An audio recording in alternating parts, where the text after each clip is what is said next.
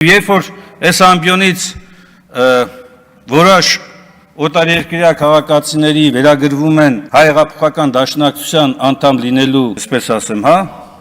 հանգամանքը, նախ շատ լավ կլներ, որ այդպես լիներ, բայց եթե դա այդպես է, ինչ ասեմ, բա դուք ում եք անդամագրվել, Մուսաֆատին, ում եք անդամագրվել, անդամագրվել եք հայ ժողովրդի թշնամիների կուսակցություններին, երիտթուրքերին, ումը,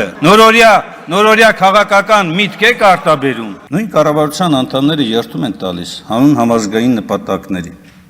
Միթե համազգային նպատակների մեջ մտնում է հայ եկեղեցուն թիրախավորելը։ Միթե համազգային նպատակների մեջ է մտնում